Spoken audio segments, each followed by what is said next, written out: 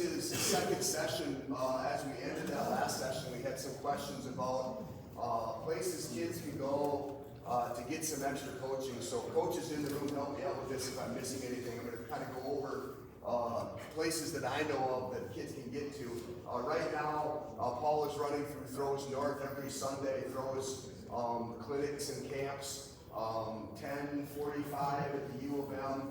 If you just Google Throws North, there's a registration page right on there or on Facebook also. So that will run through the weekend right before we start track on probably March 9th, right? Yeah, usually, I'm not sure this year. Yep. Paul also runs some Saturdays where during the season, if you need a little bit of help, some Saturday sessions up here in the cities. I run a satellite camp down in Windham on Sundays also, so if you're kind of in the southwest area of Minnesota, might be closer for you to drive there rather than the U of M field house.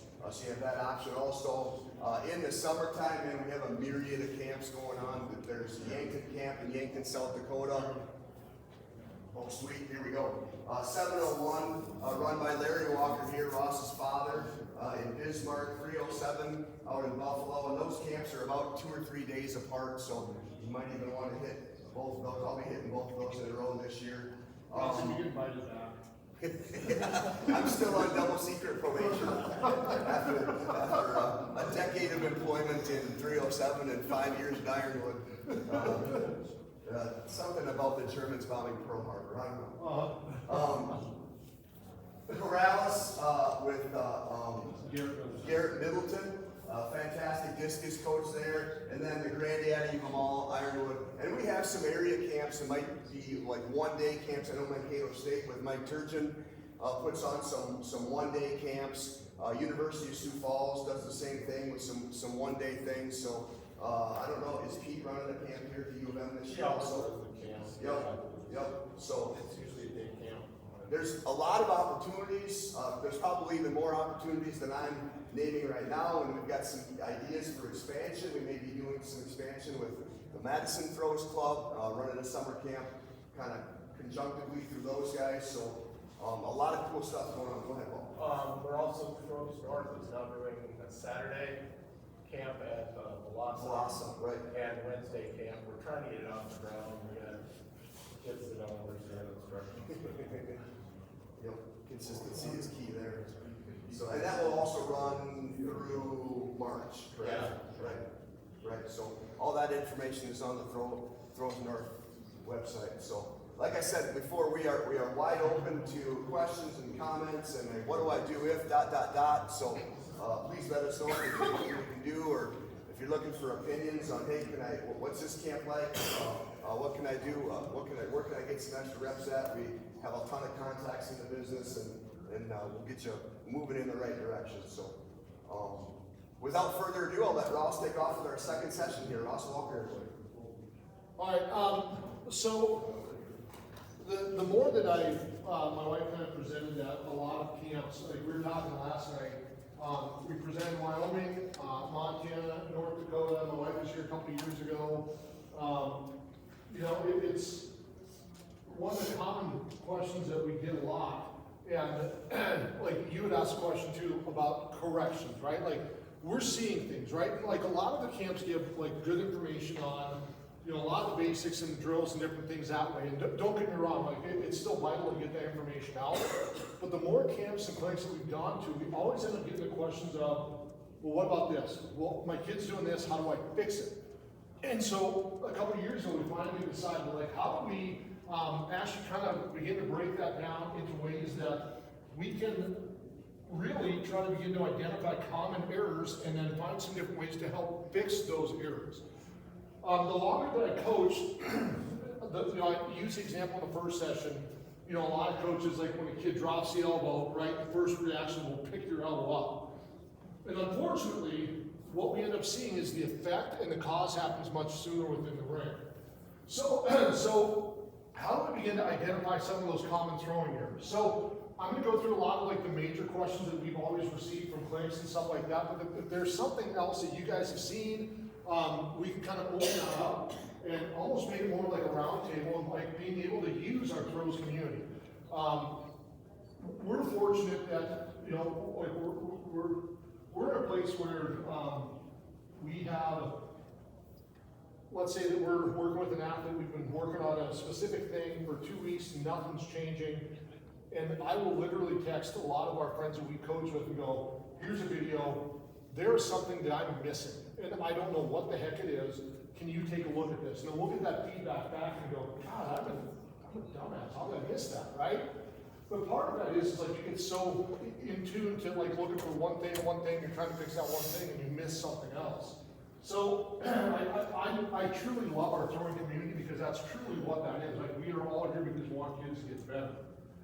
So once again, I've gone through athlete considerations, right? This is kind of just some general information.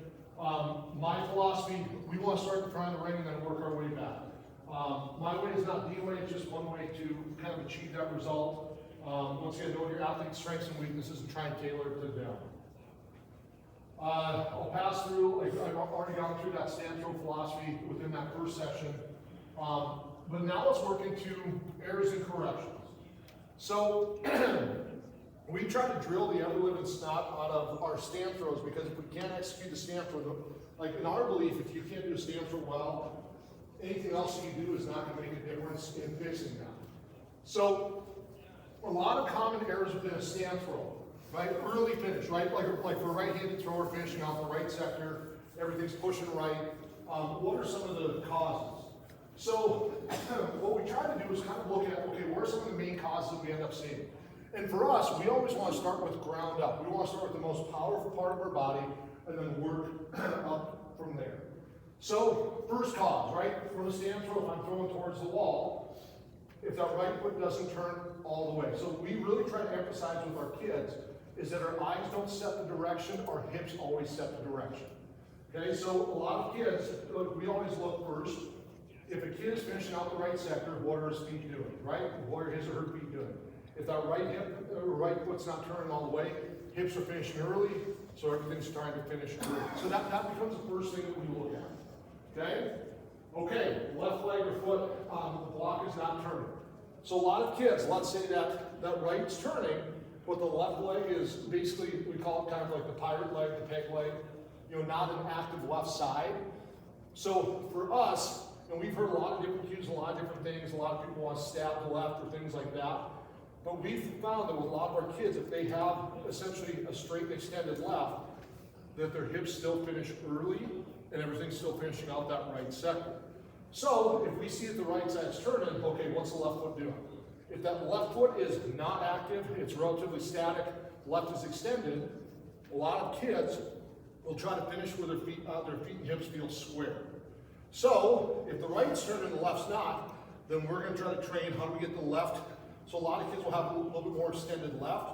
So we actually have a little bit of a slight bend within that left side, and we really try to work within our kids of turning to extend the left and getting both toes to the center. Right? So once again, you see like we're looking ground up first. Okay? A lot of shifting. You know, a lot of kids tend to be overactive. Like we'll have kids throw with eyes closed and freaks them out quite a bit. But if we've got a lot of eye triggers, right? Let's say it's on a left shoulder trigger, feet and hips are turning, but they're wanting to shift or see, right? What ends up happening is where that elbow may drop, right? So if you've got a kid that's turning those feet, but they're getting overactive and wanting to shift and lean, like we always teach our kids, we want to press that shot into the neck to keep that elbow horizontal. But if they shift, what ends up happening is as their mass shifts, they have to be able to find a way to be able to create support within that shot, and then the elbow drops and turns into the painful free throw. So that becomes our next look, right? Once again, ground up. Okay? Lack of separation. So whether it's the left shoulder, eyes, or whatever it may be. If you've got a kid that's got a really active left shoulder and wanting to pull early, like that's why I hate showing a lot of videos unless it's out here rock, like in the glide, because most of those guys are 6'7" and have to start lifting earlier, right? Like pulling that left shoulder and lifting earlier because they're super strong. A lot of kids think that's a great model. A lot of kids, when they start pulling that left shoulder, they're still shifting that mass, which is causing that right side to drop. Left arm blocking early. We actually take within our bladder rotational concept with the left side to try and gather more energy. But a lot of our kids, let's say we're loaded on the right, eyes are back, But if they start blocking early, it's training the hips and everything to finish early, which is still finishing out that right side. And then same thing like eyes. So, what are some corrective drills, right? That last session we went through like those 4 position drills, right? So this is something we did like in a winter camp when we were coaching in Arizona. What we would have the kids do is we were just trying to train muscle memory paths. So we have the kids, start to stand throw, and we go, okay, position 1. Okay, position 2, position 3, position 4, right? And start working that way. And then when they got acclimated to that, we would change the stimulus. So then we go, okay, stand throw, 2. So you'd have to work through 1 to 2, okay? Stand throw, and then we'd actually have to trace it backwards. Okay, 3. Go through the positions, okay? Back to stand throw, and then trace that back. Just trying to create that muscle memory path. And then we really try to screw with them, right? So then we go, okay, 1, 4, 3, 1, stand throw, 3. So we would change that stimulus for them to try and retrace that path. If you've got a kid that, let's say, is really struggling to turn feet, we would use what we call pop-ups. Sometimes people use like the toe board and put the left toe on the toe board. But we had, like when we were in Arizona, we had 60 throwers and didn't have enough toe board space. We used discus rings and things like that. So let's say a kid is, either shifting, not turning the right, not turning the left.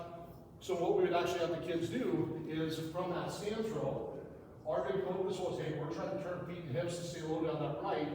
But if they're shifting or anything like that, we'd actually have them turn feet and then try to pop the left side up. So then we're looking at our hips pointing to the middle of the sector, because now it's telling us they're staying low down that right, and they're being able to get that right turn and hips turn that way. The left leg block, the longer we coach, the more we coach left side, which seems strange. And the really good thing is the knowledge of throws is growing, right? And you could go to a meet and you could hear how many coaches go, hey, keep turning that right, right? Like show of hands, like how many times have you guys heard that in a meet from other coaches? Hey, turn the right, turn the right, turn the right. Okay, great, and obviously a really important aspect. But once again, if we turn the right but don't have the left side active, we're still going to finish early. So we're finding ourselves coaching our left side a lot more, whether it's the left arm block, positioning, or that left block. So we'll actually do a lot of different drills where we'll force our kids to feel that left turn and extend to create that block and transfer interval. Once again, the position drills 1 through 4. If we get kids with eye triggers, we'll have them throw with eyes closed. Just to not eliminate that stimulus, right? A lot of kids are worried about distance, how far is it going, I gotta watch this. We just have to throw with eyes closed. We used to do the bite shirt. Take your shirt, bite. So like if a kid has like a head trigger, eye trigger, or we would try to have a bite shirt. But then kids would always try to cheat that and take the shirt from different places and things like that. So what we then really try to use a lot of as well as focal points. So if I'm throwing in this direction, kids in freaking shoes and water bottles, now all the neon colors and all that drives me nuts. That's not my personality. But we'll take, let's say the pink Nike shoes or whatever, and we'll actually place those about 6 to 8 feet from the back of the ring and just talk about focal cues. We're fortunate, like where we throw towards the mountains. We actually use our mountains as a focal point in the cue. So then our big thing is we're trying to see the shoe and then try to keep that right eye on the shot. Once the shot passes through the shoe, let the fingers get to the mountains and then see the shot go to the mountains. Just try and create different ways that we can kind of adapt that for kids. Okay? Does that kind of make sense for some of like the stand throw corrections? Are there any cues that you guys have used or anything that isn't listed here? Because the cool thing is I can edit this and add things, because I go to camps and clinics and steal stuff too. Okay. Your silence, my 5 seconds of pause time as a teacher, right? You guys are well beyond that. Yeah.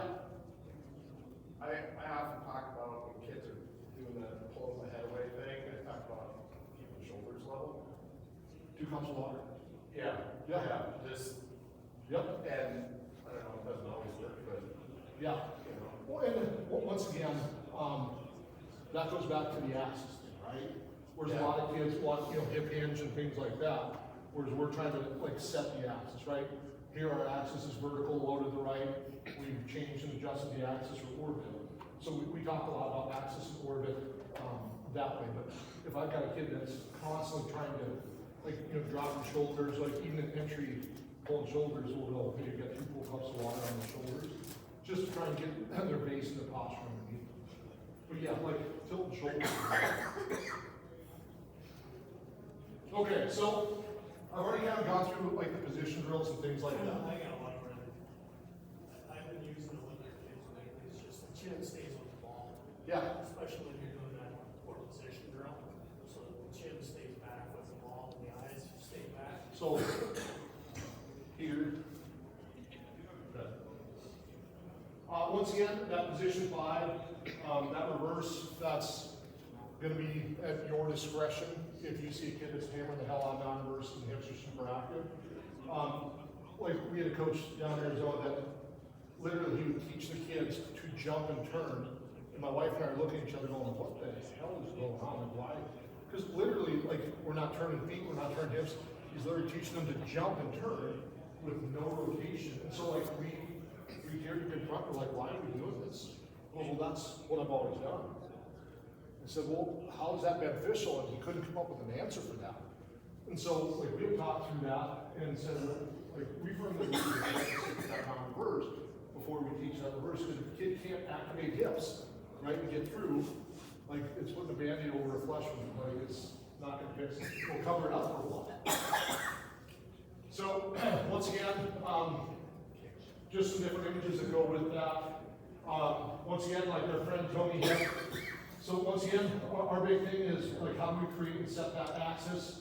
If we notice, right, this axis here is what sets our angle release or our orbit for rotational shot, disc, and even glide. I've changed a lot of different things to a few rotational concepts that we kind of try to transfer over to glide, because quite frankly, we don't have a whole lot of very strong kids. Like I don't know if that's kind of endemic for a lot of you guys as well. It's a weird thing that kind of seems to be happening with kids. Don't think the weight room is a very important thing. And we're trying to change that culture. But once again, each of those position drills, once again, the big focus. If there's a rope connection between left hand and right heel, we're trying to get that cross brain, that corpus callosum, to work and fire. But just trying to turn the right and then open that left side, begin that sweep. Right, position 2, the old school reverse C position. Really trying to stay loaded over that right, and then creating that sweep to get fingers and hips pointed in the direction. Left leg is starting to almost be fully extended within that block. Then position 3, I was lazy, didn't quite get full extension off of that, that's fine. Okay, just trying to create that block and really try to stop all energy on the left side, transfer to right. And then position 4 with finish. All right, once again, big goal is contact with ground and non-reverse.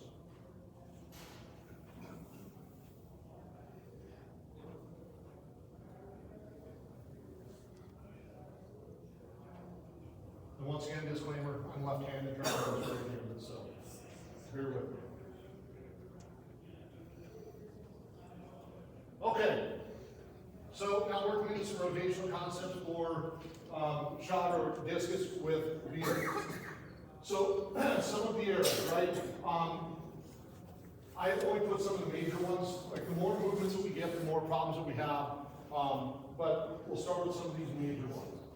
So first possible cause, shifting off the right leg, eyes and focal points, or left arm further. So big thing is, especially on our wheel drills, a lot of what we talk about is trying to stack our spine over that right side.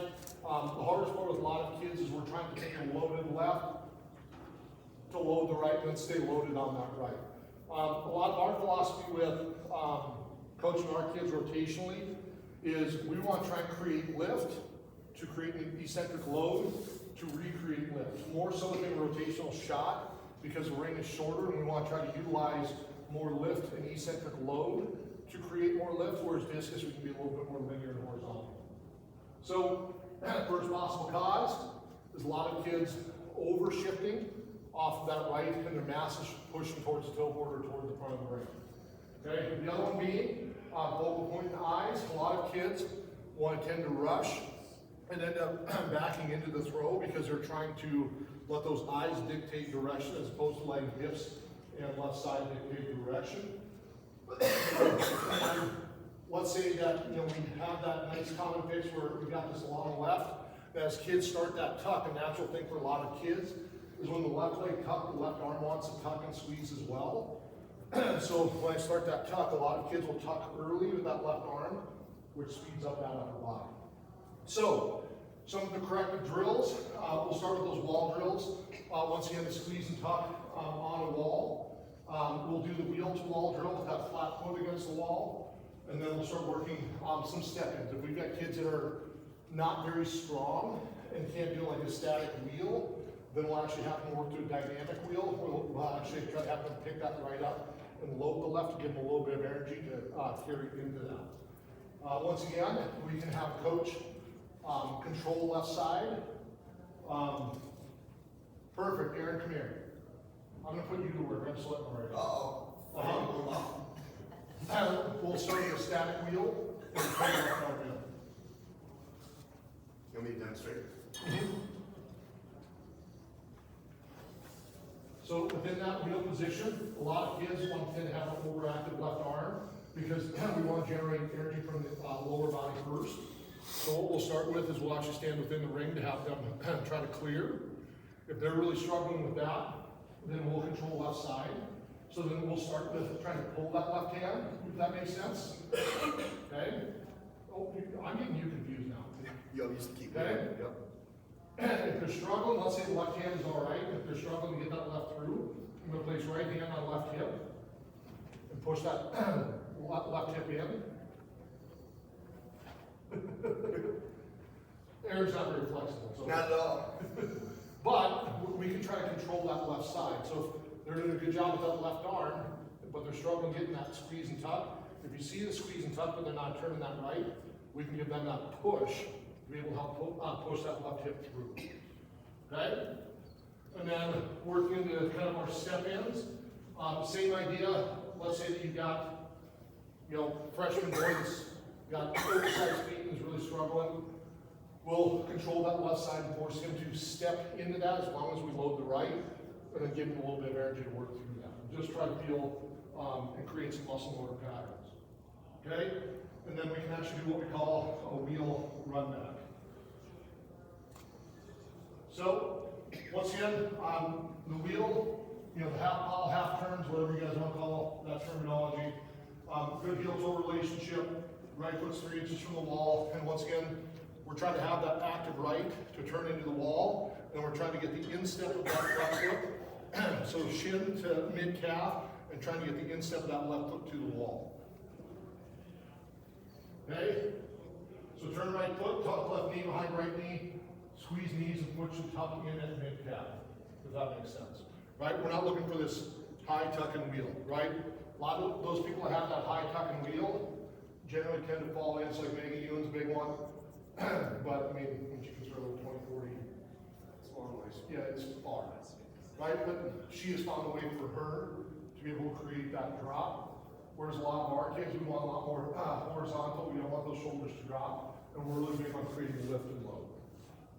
Do you cue the right leg at all, the static wheel, or do you just switch over sleeves? So our key for that right leg within that static wheel is we're just trying to get them to turn. Okay, so you're, there is a need. Because most kids will tend to try to stand up first and then squeeze and tuck. So we're just trying to keep them to not change elevation, so we're trying to load the right. So when we do that wheel to wall, we're just trying to get them to turn, just get that right foot to turn so they get the idea of the right foot and left foot work together within that squeeze and tuck. So we're trying to, it's like a 3-inch turn, but still just trying to feel that right hip turn. And with those hands on that wall, it forces their shoulders to stay in the direction of the throw, so they can't back out or pull that shoulder. So we have to put both hands on that wall, if that makes sense. If we were gonna get super technical, Keith Vance would tell us to get our medial side of our right knee moving to that turning phase, to get the right moving, because if that right knee is moving forward, Yeah. and as you put that left foot down, then you're just gonna be leaning into that left side.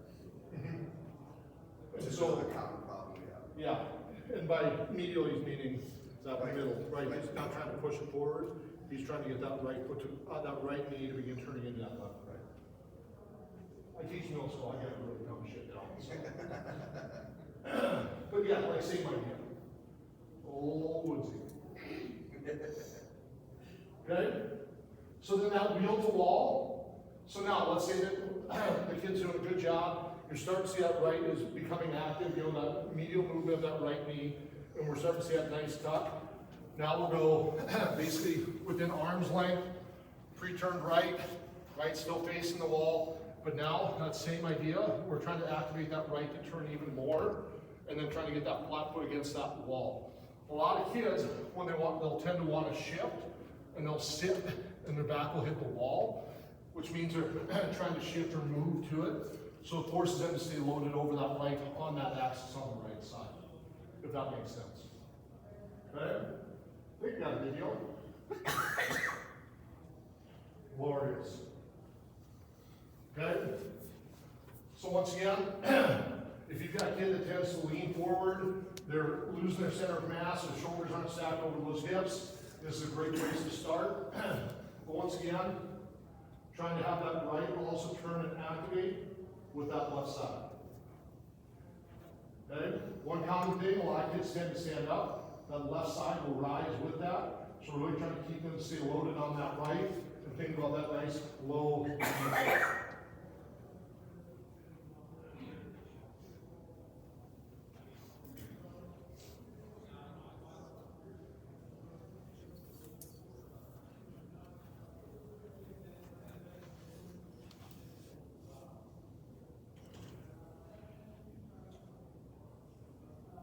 Okay, and this is wheel to wall.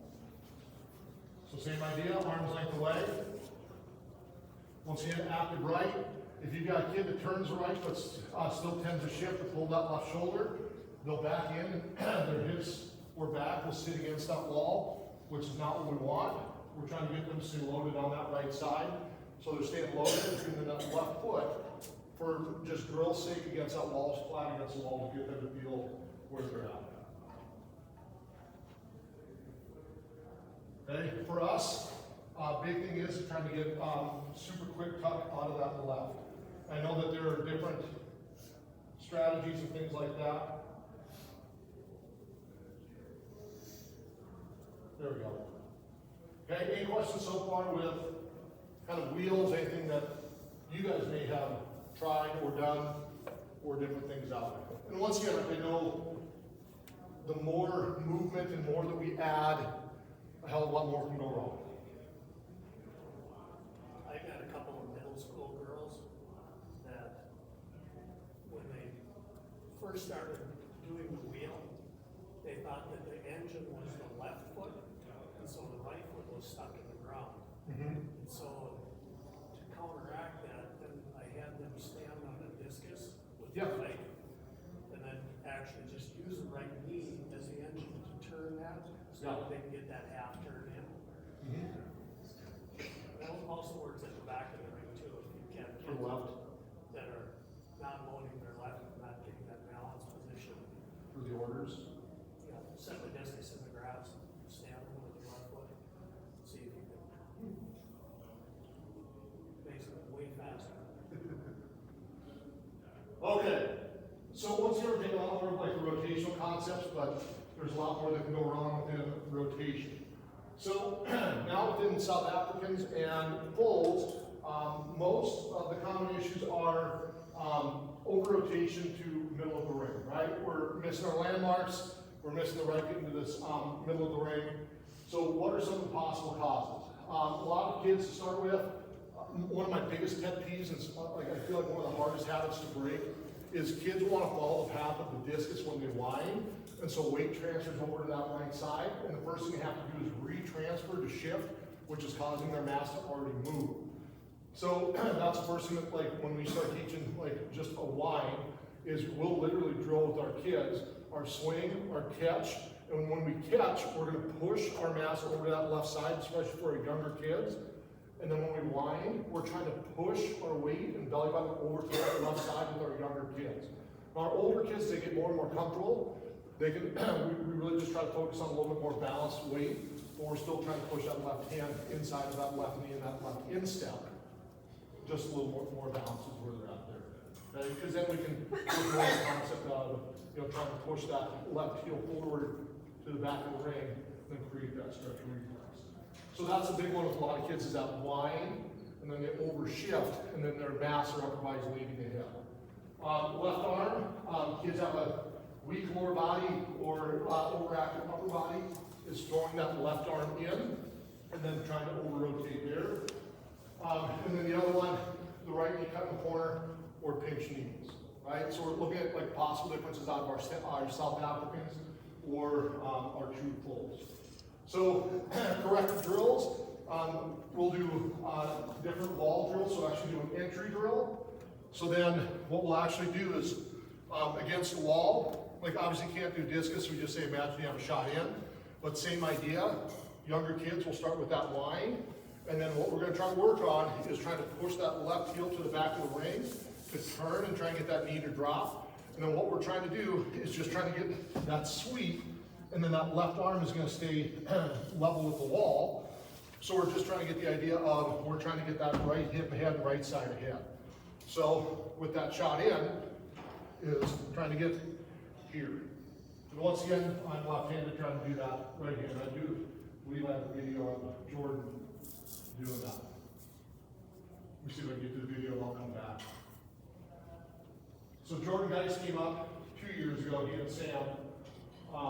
So Jordan's talking about, we're starting to lean into that wall and falling into that. And it, like, Jordan just posted a video on Instagram working this into a high jump mat. Okay, or throwing that left side. So for him, once again, left elbow within that instep. And Jordan is stupidly fast. It's impressive to see. And so for him, because he's shorter and smaller, instead of working that instep, he's trying to get toe in. Like, I think, did you see that too? Yes. Where he's Yes. just, like, he's just trying to get He's toe in. actually kicking it and leading with the elbow instead of the instep. But once again, like, that's a lot more complex and he's trying to make it fit, you know, if that makes sense. So with that full entry wall drill, like for more advanced throwers, we'll look at more balanced weight, like closer to 50-50, where you see Jordan's kind of doing the same thing. But now the right foot's trying to pull around that left foot axis, left foot's trying to turn, right? So now, if I'm trying to go in that direction, we're trying to push that left heel to the back of the ring and create that shin angle to create that drive. So the goal is still to get that knee and toe to point to the center of the ring as that turns, but now we're trying to create that instep right now, okay? Big goal is just trying to create this stretch reflex to create that longest radius or path with that right leg on the right side. We tell a lot of our kids, we use figure skater analogy. So like I'll open with my kids, well, hey, how many of you guys watch figure skating? All the girls like, yeah, it's cool. All the boys are like, no. I go, it's amazing, right? You've got, you know, 110-pound lady that's on a quarter-inch sharpened piece of steel on ice, skating backwards at 25 miles an hour on one foot, and then decides to pick and then spin 3 times and land on it. You can't tell me that's not athletic. Like, that's insane. And they're like, why are you talking about figure skating? And so I bring up the concept, I'm like, before they start that triple Lutz and that pick, why do they put their arms up? And they go, well, it's balance. I said, yep, you're right. But what else are they doing? They're gathering energy, right? So we take that same idea, like we want to be able to try to make the ring as long as we can with that right side to gather energy. Because we're taking a long, wide, sweeping rotational concept, or we're wrapping it around an axis. Same idea with that triple Lutz. When they pick, as soon as they pick, they pull their arms in. Another way we talk about it's like sitting on a swivel stool, right? Every kid sat on a stool, put their arms out, pulled their arms in, right? What's slower? And they said, well, arms out. I said, why? Well, everything's further away from the midline. But what happens when we pull that in? So we're trying to train them to think our lower body is trying to gather all this energy, turn underneath first, and then when the left lands and the left hand gets to the sector, that's on the left side. So it's kind of like a two-stage or staggered kind of less, if you will. Good? Okay, some other different things. We'll do stuff with cones. We've kind of gone away from that, haven't done that as much. But if kids truly struggling, let's say is cutting the corner, we'll try to place cone, water bottle, whatever it is. Just try to get a landmark to get the idea of that sweep, for them to kind of visually see where that is. We'll talk a lot with our kids going, hey, what did you feel? And the kid goes, what? I don't feel anything. Like, I don't know what my body's doing, things like that. So then we'll try to place different visual stimuli, visual cues to try to create, whatever their height is, like try to make it appropriate for their body type and try to create that sweep. So whether it's on the South African, we'll place that cone 90 degrees off of that left toe and just really try to have them feel that we're trying to get around that cone to start with. South African load up. So in the middle of the ring, this can also be done as a wall drill. So a lot of our kids, they tend to over-rotate, throw the left or lean to it. What we'll have them do is just stop and then load that right and land in single support with that loaded right. We can do the same thing with a wall. Same idea, right? About arm's length away, and have them try to touch the wall. So they have to feel that our posture and our shoulders are over that hip to load that right side. The other thing, we'll do run-throughs and run-backs. We're doing a lot more of this because if our kids can feel it, they can fix it, if that makes sense. So we're trying to make things more applicable for our kids to be able to feel different drills. I think I've got a video of this. If I don't, then I'll sweat my butt off and show you again here. Okay, so the South African and full run through. We'll start with the static South African first. Left toe, just creating that shangle, trying to create that left armpit over that left toe. And what we'll end up doing is start with that weight balance. We'll have our kids feel that weight shift, creating that shangle. And all we're going to try to have them do is run straight down the line outside of the ring. So the big thing is if a lot of kids are overactive, even with that left side, first thing that's going to happen is if they pull that shoulder, throw that left, they're not going to hit that midline. Okay? So that's the biggest thing we want our kids to feel is if I've got a kid that is super overactive and he wants to get going and has that right trigger, wants to pull, wants to throw that left, he changes his mass, and his mass is going to be off center. So we have to start with that. And then what we'll eventually get to is if they feel really good with that entry, but then once they get to that wheel and they're pulling that left shoulder or anything like that, then when they get to that wheel, that left foot lands down. If they've got an eye trigger, if they're pulling that left shoulder, we have to try to run straight through the back of the ring. So if they pull that left side, everything's going to move off to the left because their center of mass has changed, if that makes sense. So that run through on the static South African, just try to get them to run down the ring and point that left hand to the center. On that static with the run back, same idea. Now we're adding the cue of we're trying to push the hand to the center, hand to the back of the ring. Once again, coaching left side, if that makes sense, because of a lot of triggers and errors. Then we'll throw in that dynamic start. So on that South African, we'll add that line, get that left elbow and left hand inside that instep, and then start to have them work that stretch and push that instep, that right heel out to the middle. So now they have a little more active drop out of that.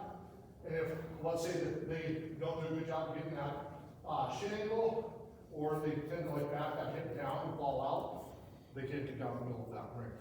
So same idea. So what we're trying to do is just stagger down. Static, add a little bit of energy, and then try to work them through that way. Then eventually we can work into pulls out of that. Okay, so left arm, left shoulder. Once again, we're really big about stopping the left side, allowing right hip to get ahead and trying to create separation early and often. Okay, Jared Rowan talked about, he was big on the line of power. right? The middle of the ring is the line of power, I don't want this left side to cross that line of power. Okay? Let me see if I can get the video clip on this one.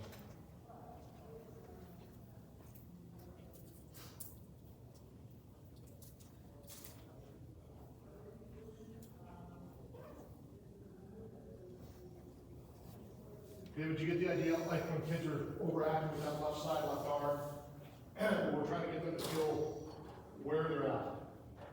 So for us, the big thing is we want our kids to be able to feel it to fix it.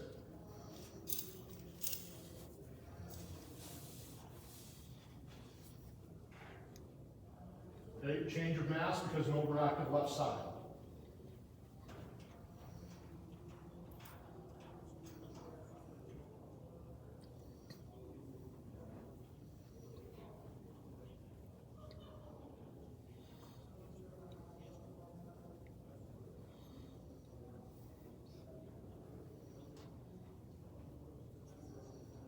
We're talking about that. Let's do another drill here.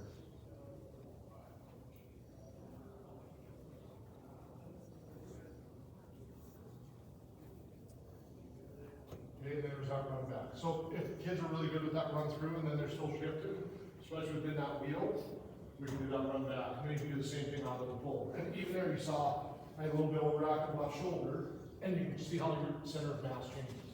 And we like trying to film this from the back so kids can see that as well. So if they're doing a run through, we'll film it from the front. If they're going through that run back, we'll film it from the back so they can see shoulder angle and things like that. Does that make sense so far? Okay, now over to the folds. So, same idea, trying to create that stretch reflex, left elbows inside, and really trying to push that left heel forward, trying to begin that stretch reflex to create that long sweep.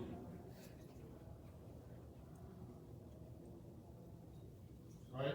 Talking about trying to elongate the ring, gather energy, things like that.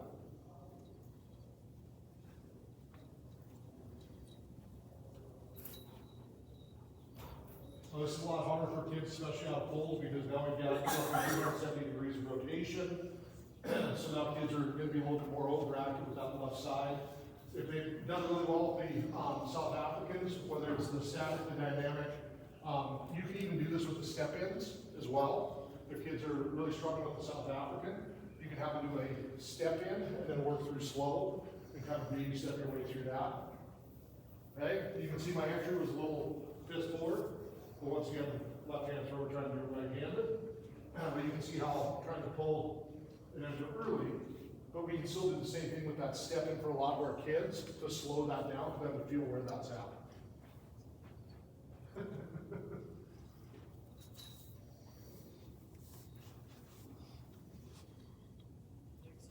Now, we can also do what we call stop check. So there, we used to do this a lot in Arizona before we started adding these run-throughs and run-backs. We'd have kids stop in certain places within that to feel, am I pulling up my shoulder, am my eyes triggering early or anything like that. We do a lot with PVC and sticks. You can do this with any different drills. We do a lot with our South Africans, our poles, just so kids are aware of where their shoulders are at in relation to their upper body. We'll do a lot with stand throws to start with. We'll actually have them place their sticks up on shoulders behind, and then we'll start with a non-torque, non-reverse to allow them to feel their hips get ahead. And then we want them to feel that their sticks are finishing behind their center of mass right now to keep their weight loaded on their right side. But we do a ton of stuff with PVC and stick drills. Same thing with a lot of our static South Africans and things like that. Aaron, why don't you come on up here again? I'm going to give you some more. Make you earn your money. Exactly. So if you've got a kid that goes, Coach, I can't feel what the hell I'm doing. I don't know what I'm doing. I've tried the sticks, I've tried the run backs, and it's not working. Then I can take control of the kid. So what I'm going to have you do is a South African. I'm going to control your left side. Okay. So we'll start with the static South African. What I'm going to do is I'm going to grab the left hand and tell the kids, okay, first what I'm going to do is I'm going to take this left hand, and what you're going to feel is I'm going to pull your left hand out and then back. Make sure you stop in the stand throw, otherwise you're going to hurt me and you. Okay, so then we'll go 1, 2, and then on 3, I'm gonna pull the left hand out, and then pull the left hand back. Okay, so once you get the idea of that concept of, okay, the left hand has to stay out, then your right hip is gonna try to raise my left hand with jump control. Okay. So then we're trying to get the kids to trigger that the hips have to lead, and be this 1, 2, 3, so he's trying to get that right hip to lead, if that makes sense. Now, if the kid's truly struggling with that right hip, then I can control the right hip with that right hand. 1, 2, and then I can push the right hip to help that kid stop the left side and feel that right hip get ahead. Then I'll tell them to throw. And they look at me like I'm crazy. So I'll have the kid, I go, okay, you're going to swing, catch, and then once I see that discus start to slow down, I want you to load that left, and I'm gonna throw you in. So then what I'll do is I'll throw the left hand, and then when they get down, a lot of kids aren't very active with that left side, like creating that long sweep. A lot of kids will tend to block early. So I do this with a lot of our kids that block early, and I'll take that left hand, I will throw that left hand to the top of that orbit. And so what ends up happening is their feet are still a little behind, and they're starting to feel that base sweep, and then they try to time that block and feel a lot longer pull. And it adds probably 10 feet. Because like I'm giving it that extra energy, I'm throwing that left hand, and then kids will turn and look going, what happened? And the big thing was trying to create that big sweep and stretch reflex on top.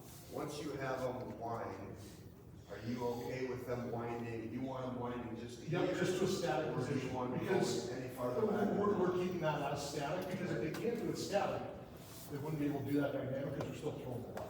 So we're keeping that as a static movement, and as I see that discus start to slow, like sometimes if they're late with that hip, then I'll help that hip.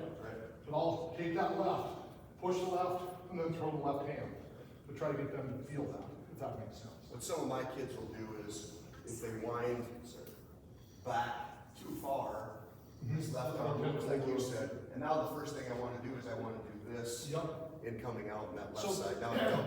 if they like feel comfortable like with that South African, and they feel really good about like knowing like, when that left hand has triggered, and when we have to trigger hips to go and get that chin angle, then I'll have them do a dynamic start, and I'll stand right here.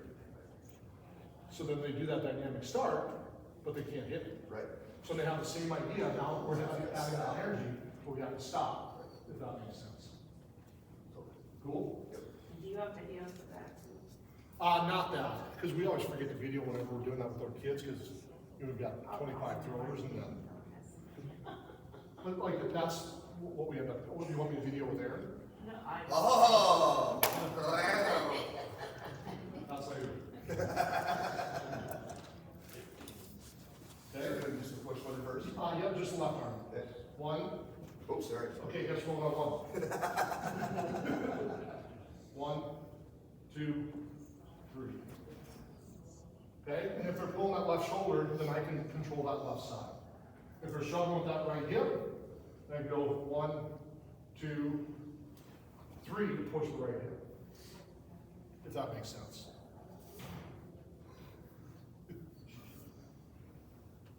We own rights to that video, right?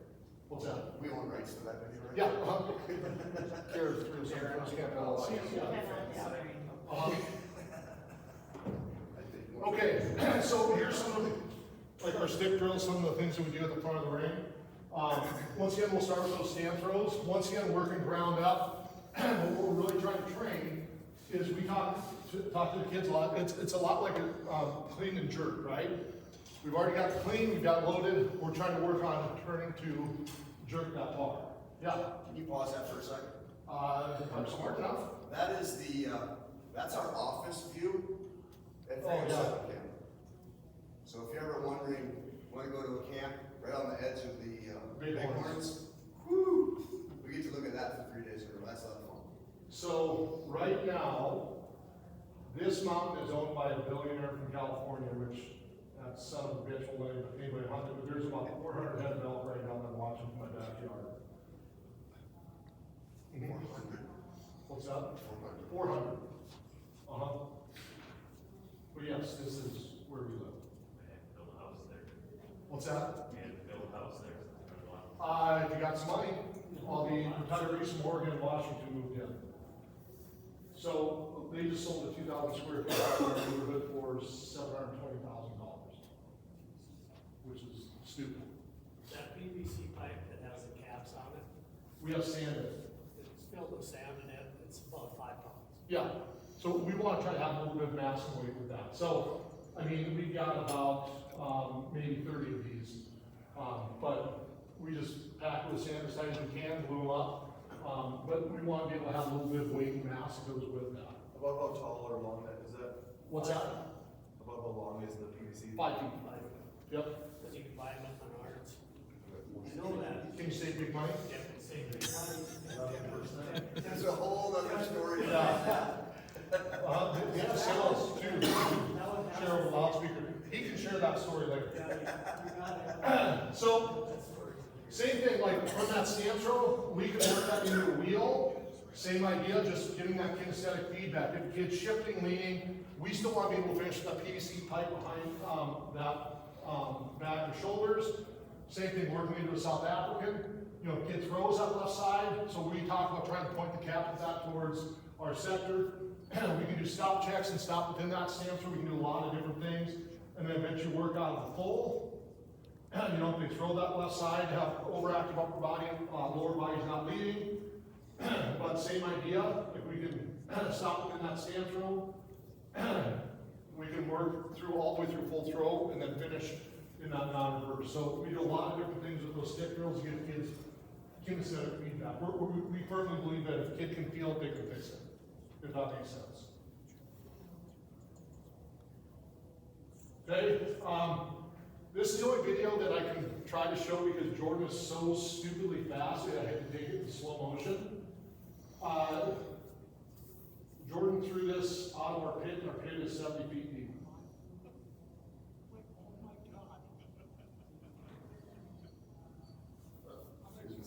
Freaking stupid. But like our kids were in awe being able to watch that. You know, Jordan's still training. Got fourth at the Olympic trials this year and won placed very high at the Olympics, but unfortunately he's only in the US. What did he throw, 72.8 and got fourth? Just stupid. And went 22 plus meters. Yes. Later after the Olympics. Yeah. Yeah. Here's my contact info.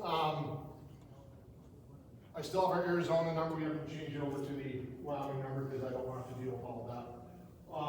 Just text me. If I don't know the number, I'll probably ignore it. So shoot me a text if you need any of this information. You can email me here. I've got a shared file. I've got a notepad up here if you want to put your name and email down. I will add you guys to that shared file. I'll actually show that to you right now. But this is 20 years of stuff that essentially we've accrued, and then we just put everything in here.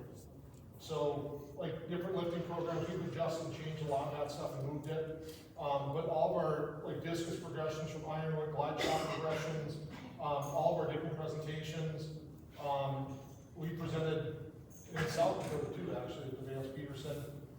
Different videos, we've got weight and hammer information that we actually stole from Lucas McKay. We had to present in Wyoming about weight and hammer because they were trying to do stuff, but anything that we get, there are different files and things like that we will place in this, and then you guys have all the access you want for it. So, we, like, Dad and I started my junior year of high school because we knew nothing. And we had to beg, borrow, steal, and using old VHS tapes and things like that. And we were fortunate enough that we had a lot of people that shared information with us. And I want to, I never want to ever not give somebody that opportunity because we were given that opportunity. We want to pay this forward. So if you guys need any information, anything like that, we'll put all that stuff within there. I'll try to see if I can share the shared files so I can get all the videos from that as well. But whatever you guys need, I'll share. If there's something I don't know, I will reach out to anybody that I have to try to help you guys We out. don't sleep. Huh? We don't sleep. We know lots of people. So, Any questions, anything to add? Is there anything that you guys have seen that are some areas or different things we can try to correct and fix? I'll talk about some of those when we get to the glide shot presentation a little bit later, but, is there anything that you guys have seen that this hasn't covered that we could talk through, maybe roundtable that a little bit? How do you get more kids into the weight room? Oh, we're fighting the same battle. So, I'm also a head football coach, and we had 52 kids that played this year, and, we started our off-season lifting. We had a 2-week break between, our fall sports and our winter sports, and we had about 30 kids in, which was great. And then once winter sports started, it's like swim does their own weightlifting, wrestling does their own weightlifting, basketball doesn't do anything, which is like a shock for most people, I'm sure. So I was really frustrated because we didn't have any kids showing up. So I went through our entire roster, talked to all the coaches, and then we got junior, senior weightlifting. That guy's awesome. I work with him quite a bit with that. And out of our 52 kids, 45 are either in a winter sport or in that junior, senior weightlifting. And then the other 7 were kids that weren't very invested in anything. So we're gonna wait until, we're tabling our lifting until, our spring sports start, and we'll have a little bit more time and more weight room availability, but it's a constant fight, you know, and I think the big thing is trying to get kids to understand that you are trying to come from a place of trying to help them be their best, but we have to be able to figure out ways to work through the suck, if that makes sense. And so that's been a big thing. We've tried to change ours to more of a competitive based thing. I was actually telling Aaron about this last night, but we're one of 3 schools in Wyoming that has what's called the shred mill. It's a magnetic resistance treadmill. It's by a guy by the name of Tony Milani out of Florida. Has created this, and he has trained out of the top 25 fastest 40 NFL combine times. He has like 17 or 19 out of the top 25 that have trained with him, and teaches kids how to run correctly, and there's a lot of different things. It's called a shred mill. So we can actually tie data to that. We do a lot of feed the cat stuff for a lot of sprint-based things, where we are trying to have kids compete against themselves for time. And that's one thing that I think has been a pretty big hook, is trying to make things somewhat competitive for each individual kid. So a lot of it's more data-driven that way, if that makes sense. So that's something that we're really trying to kind of push with our kids. So, yeah. We're trying to design a strength and conditioning program school-wide in Wyndham. And 50% of the dilemma is getting the kids to get into the weight room and buy in. 50% of the other problem is getting the adults to understand how important it is too, and give it time. And we're on our way to doing that, but not all the way there yet. So once we have one person hired to do that, you know, everything runs centrally through that person, and we might be able to run an in-season program and have kids be in the weight room, but still have some kids be at practice at the same time. So trying to create some efficiency and getting kids into the weight room, but getting practice done at a timely manner too is difficult.